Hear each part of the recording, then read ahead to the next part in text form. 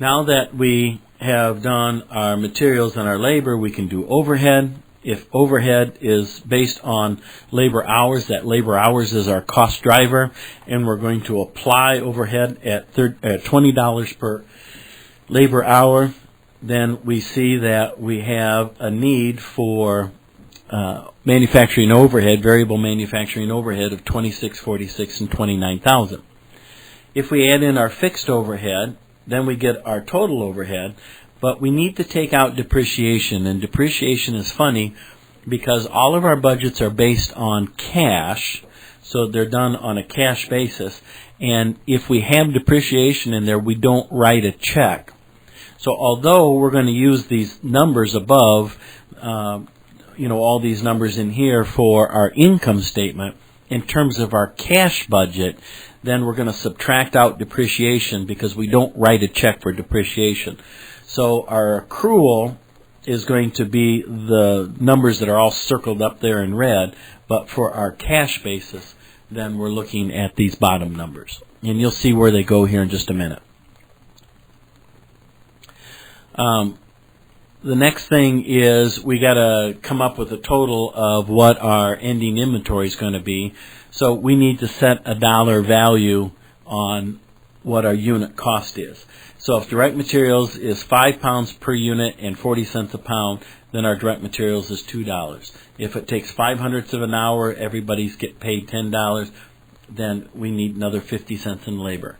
And our overhead, which would be based on $252,500 in estimated overhead divided by the estimated labor, is $50 an hour, and it's going to take 5/100ths of an hour is our application rate. Then that's another $2.50. So we're saying our product cost us $5, and if you go back and look on Transparency 9-6, you'll see that our ending inventory is 5,000 units. So in terms of units, and in terms of dollars, then it's 25,000. And you'll see where that comes into play here in the next slide or two. Selling and administrative expenses are the same concept, but notice this time they're all based on sales and not production, which makes sense because this is a selling budget. So now we look at what our estimated sales are. We have our variable cost of selling, our fixed cost of selling, and then we subtract out the depreciation. Then to finish this up, we need a little bit more data, and one is that we have a credit line of $75,000, means that we can go out and borrow this money, and the bank has already okayed us to borrow this amount of money. And the interest rate is going to be 16%. And that they always want $30,000 at the end of the month. So if they don't have $30,000, they got to borrow it. They have planned cash expenditures of $51,000 for dividends, $143,700 and $48,800 for equipment. And so now we can make ourselves a cash budget. And you really want to look at this column by column. So they told us in the previous slide that we're going to start out with $40,000. The 170, then, if you go back to Transparency Master 9.5, you'll see that that's the cash collections. So we have available 210. If we go and look at 9.8, we'll see the 40,000. 9.9, we'll see the 13. 9.10, we'll see the 56. 9.12, we see the 70. There's no equipment, but there's our dividends. We see we have an outflow of 230. With a 230 outflow and a 210 inflow, we're short 20,000. Therefore, we have to go out and borrow 50,000 so that we'll end up with a 30,000 ending balance. So it tells us right now, through our budgets, how much money we got to go out and take out a loan for. So we can go to the bank now and say, okay, here's our projections. We need 50,000 in cash in April.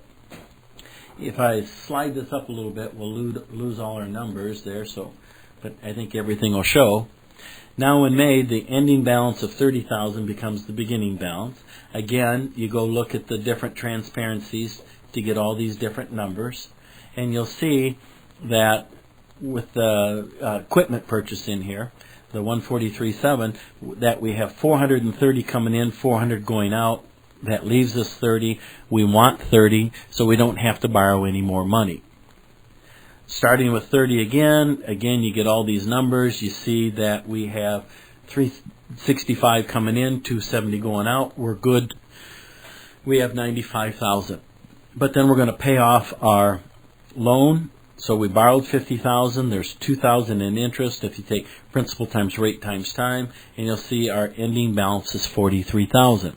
So this ending balance here, that's going to be our cash on our balance sheet. From the previous transparencies, remember when we did our materials, then we had our accounts payable, and we did our cash collections, we had our accounts receivable. So what we do next is we take an income statement, and again, you can look at the calculations. If you go look at the original sales for the quarter, that was $1 million less the amounts uncollected, so we have 950,000, which feeds up here. Our cost of goods sold, we were going to sell 100,000 units at $5 a unit, it's 500,000. Then we take out our selling administrative. Remember at this stage that depreciation is not taken out because depreciation is an expense.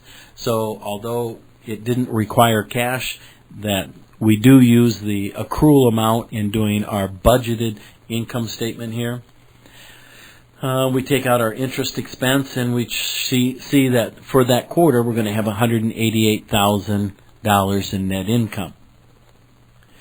When we get down here on 916, this is the first quarter balance sheet. So these are the numbers that we'll take to do the next slide.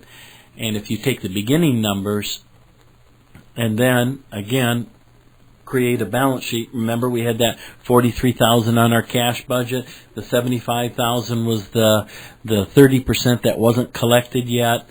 The raw materials and finished goods, we calculated that finished goods. If you take the previous land, we didn't buy any more, we didn't have any more land, so that didn't change, but we did buy more equipment. So if you take the balance sheet from the slide above, take our 2 equipment purchases, add that, you'll get these numbers. So ultimately, all these numbers will feed in, and if you want to see where those numbers came from, then look at this calculations down at the bottom, and it'll tell you how you came up with all those numbers. So what we started out with was we had our sales budget, then we did our materials, our labor, our overhead, our selling administrative. We could do our cash budget, and then ultimately, because we could do all of those budgets, we could create our income statement, our statement of retained earnings, and then finally the very last one is our projected balance sheet. And now we can turn around and say, okay, here's the amount of money we're supposed to spend. Then 3 months later, when we actually have the numbers that we did spend, then we can come back in and say, okay, here's what we projected, here's what we did, and now managers get in a big meeting and explain all the differences. All right, I know this is fast, but if you just go back and work through the numbers, it should make sense.